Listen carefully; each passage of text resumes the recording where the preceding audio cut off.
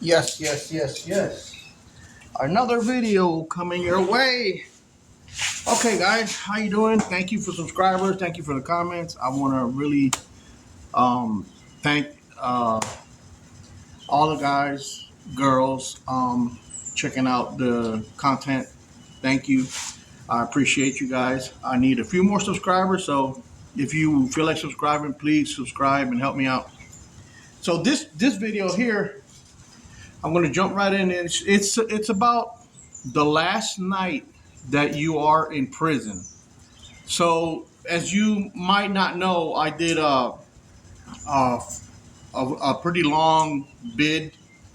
I did years in the federal system, federal prison, and it ended up being a little more than I thought. Was going to happen to me. I have a video series. If you want, you can go ahead and check out the video series on what happened and everything about the case and stuff like that. But I want to talk about the last night that you're in prison and kind of like what's going through your mind. The mosquitoes are out here like crazy. So I remember the last week. The last week, you're like, you don't want anything to happen. Like you're walking on eggshells. Like, you know, for those the last week that you're in there, like you're like your senses are up and you're watching everything around you. Your back is always against the wall. Now that's another thing that I wanted to say in a lot of the videos. My wife that I have, my current wife, I've been with her now 14 years, and she always wondered why I do certain things. Now, being when you do a bid, when you go to prison for a long time, you you you uh you start to think a different way, because in prison you have to be aware of your surroundings 24/7. You have to know who's coming in, who's around you. You learn that you don't like people behind you. So one of the things that would happen when me and my wife would go to a restaurant was I had to always sit against the wall or where I can watch everybody coming in and out. That's what prison does to you. Um, you're always, and now when we go to a restaurant, she already knows, so she'll automatically will sit with her back against, you know, with her back toward the public or towards the people in the restaurant, or it could be a restaurant, it could be like a museum. I'm always, and another thing, I'm always walking behind my wife because that's what the correctional officers do to you. They'll tell you, walk in front of me. And, I'm like, it's a weird feeling for sure. Um, so that I would say I was never claustrophobic. I remember being in real enclosed spaces. I was a auto mechanic for many years, and I would get on the cars, and cars will be that close to your face, and you're okay. You're wrenching away. I can't do that any longer. I can't be. When I go into a room, I like the door to be open. Um, I'm claustrophobic at my doctor's office.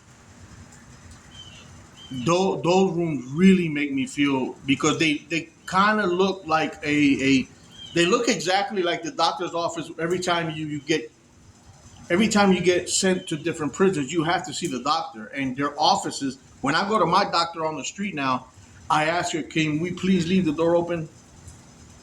Um, and you start hyperventilating and all that. I mean, this shit happens. It's no bullshit. So that thing, but I guess back to your last night. So being that I had so many friends, that I made so many friends in prison, I had a lot of people were looking out for me. So I remember The last night that I was going to be released, uh, my bunkie comes running to me. Now I'm on the other side of the compound, and I'm in the music room. It's all the way on the other side. So my bunkie, now I'm in a 2-man cell. For the last 6 months of my incarceration, I was able to finally make it to a 2-man cell versus a 12-man cell. So my bunkie that I'm with in the 2-man cell, I see him running. The music room is inside the gym. The gym is huge. So I'm looking through you have a little, and I'm looking, I see him. You're not supposed to be running because, so that automatically you get it. And he comes in, he goes, "Hey, I just seen somebody go into our cell. Now, I don't know if he's waiting, what he's doing, or he waiting on, but, me and you, we need to go see what, I say, oh, hell yeah. So, boom, me and him, we book it back to my unit. And he tells me, because I'm the hothead, my bunkie was more of a calm, collected person. I'm no longer bunkies with the federal judge. The federal judge had already left the prison system, and I have a new bunkie. His name is William, and me and Willie, he goes, "You go in, man, because I know how to handle myself a little bit. I'm not no Superman, but you know." So I go. So what I do is, now the 2-man cells have a door. So I kick this. It's a metal door. I kick this door. I'm talking about a good kick. Well, the guy that was in there was behind the door and knocked him out cold.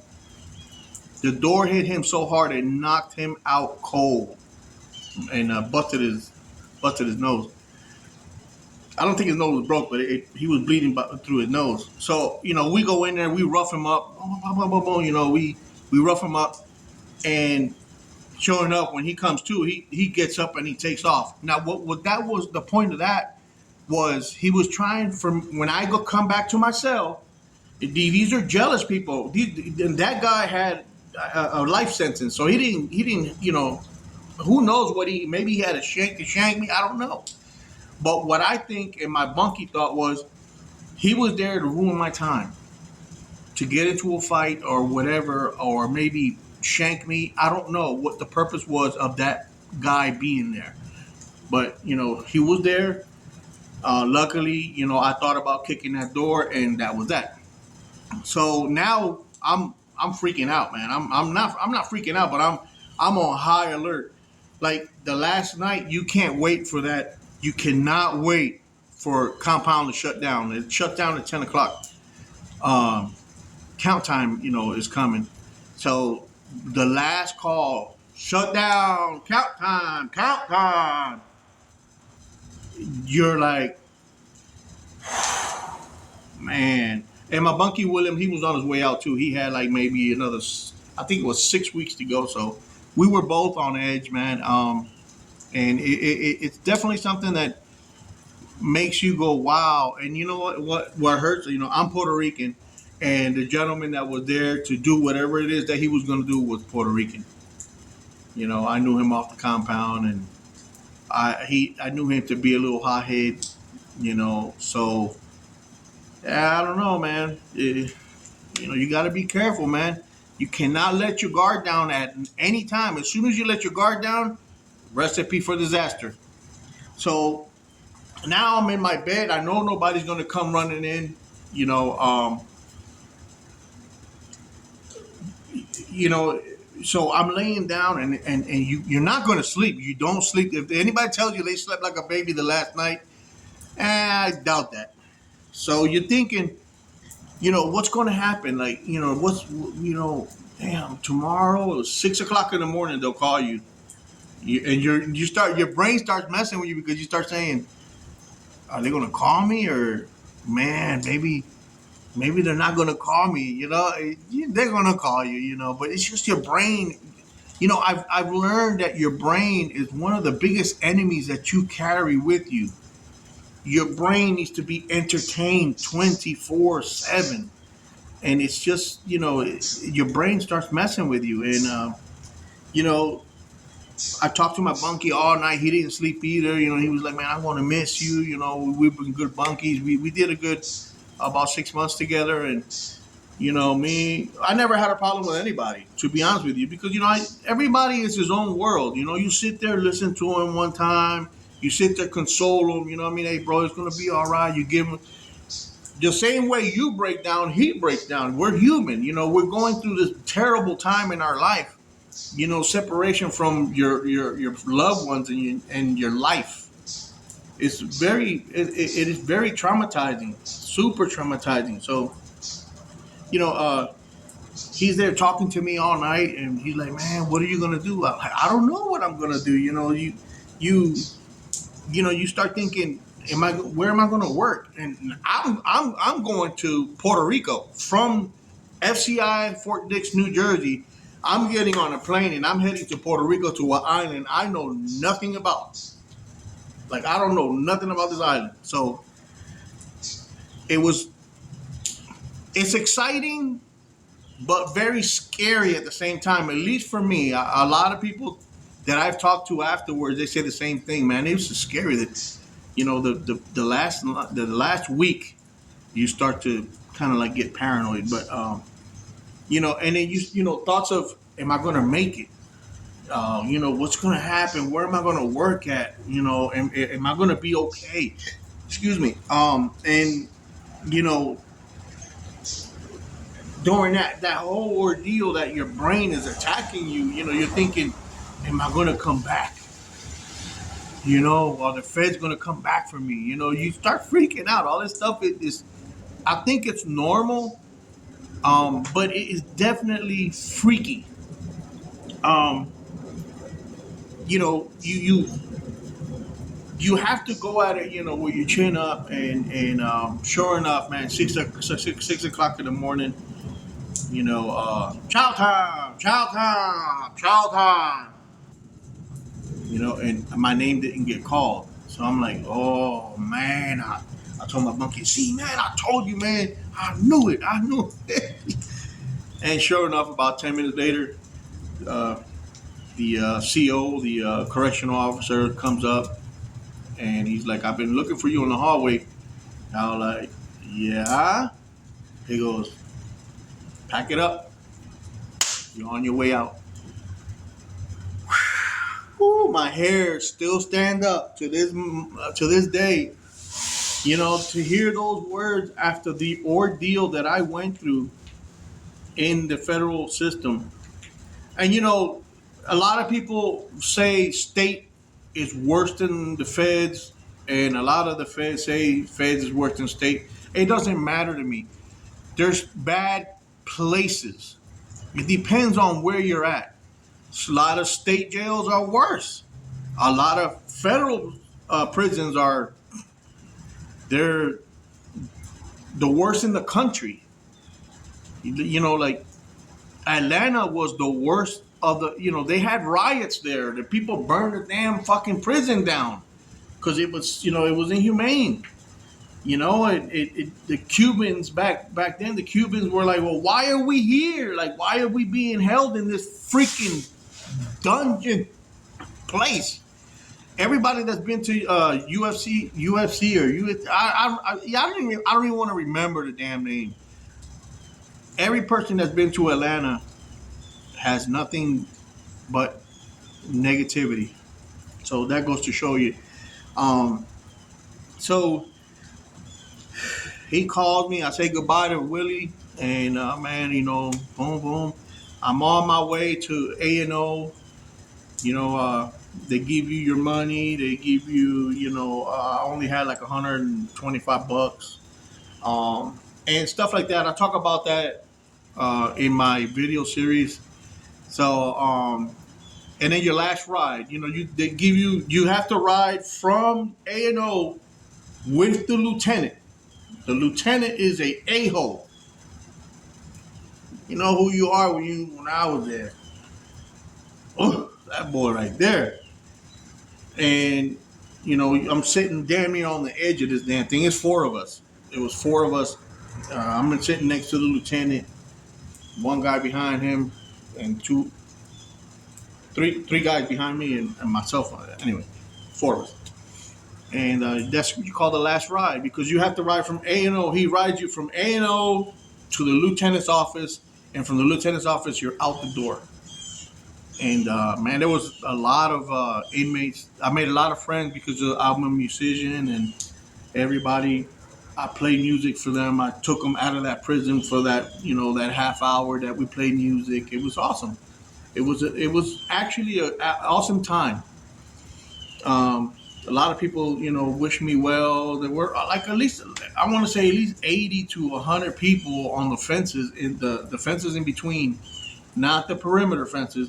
Gomez, man, take care, bro. Don't come back, man. Don't do it.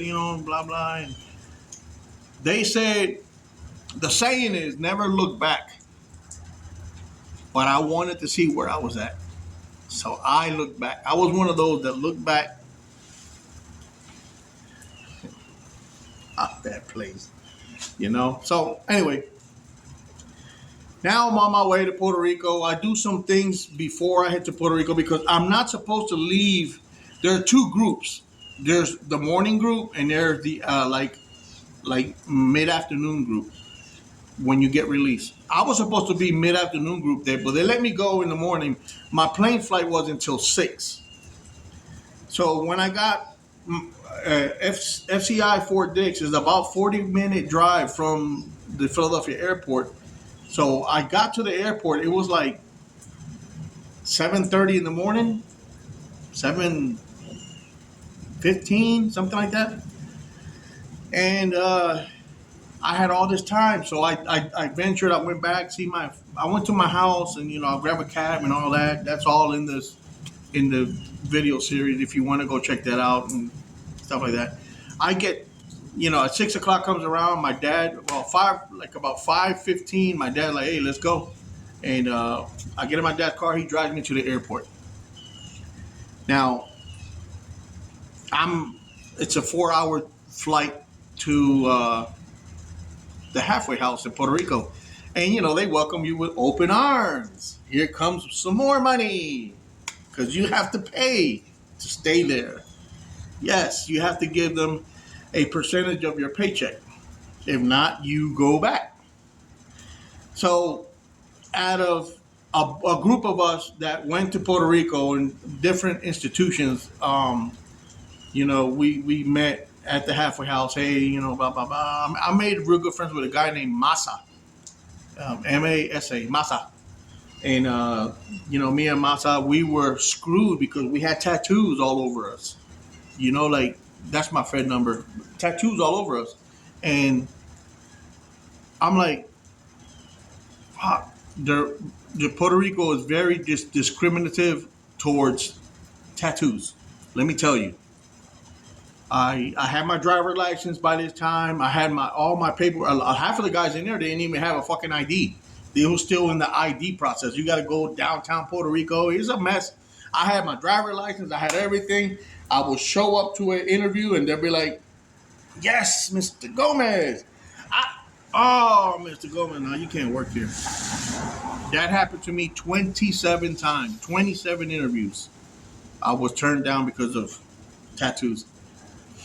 And that's the way it is in Puerto Rico.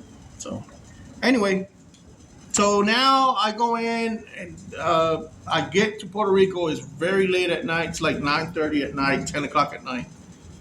I get to the halfway house. The next day, they give you a 4-hour furlough to go buy your stuff. So I get released, and I walk out, and you got 4 hours, bro. So you better do what you got to do. So I start asking, hey man, is there a Walmart around here, a Kmart, or is there no Walmart, man? It's like, man, it was far. So I walked to Walmart. Now, mind you, when I went to prison, there was no such thing as checkouts, self-checkouts. When I went to prison, you go to the checkout line, the checkout lady fucking beep, beep, beep. That was technology when I went in, beep, beep, and she bagged your shit and round thing and get the fuck out of here. So I grab my cosmetics and things, and I'm like, you know, I go up to what looks like a checkout. So I'm sitting there and I'm like,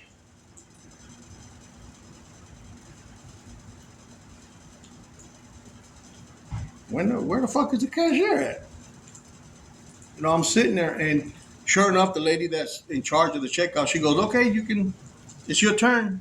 You're paying cash." I said, "Yeah, I'm paying cash." What do you mean my turn? Come on, check my shit out. Let's go. She goes, "Oh no, this is self checkout." Self checkout? You mean I gotta check myself? This? She goes, "Yeah. Look, it's real easy." And blah, blah, blah. She goes, "Oh, come on, first item." That fucked me up. It made me realize, wow, am I that? Yeah, I was that bad. Um, and the pace of the cars, everybody driving, whoa, woo, you're trying to cross the street and you're making sure that that light is green so you can, you can cross on the red. Your your senses are still with you that you acquired in prison. That takes a long time for that to go away. Years, sometimes it doesn't ever go away. When I drive right now, my wife says, "Man, you drive like a fucking grandpa, bro." I don't go over the speed limit because to me it's too fast paced, and it stems from that. It stems from the the stay in the hotel, the permanent hotel. Um, Technology. When I came out, man, I seen this girl had a bad man. To me, that thing looked like a spaceship. There were the razor phones. I'm like, damn. So I said, "Man, can I see that?" She showed me her phone. She looked at me like, "Motherfucker, you better not run off with this." I said, No, man. I did some time, and this was not available when I went to prison. We had barely them big. You could throw the motherfucker at somebody, and you could murder them with the one that I had. And then I used to have a BMW on the street that had the big case in the middle, and it didn't work because we had BMW, but we didn't have no cell phone connection. The cell phones back in the day were fucking through the roof.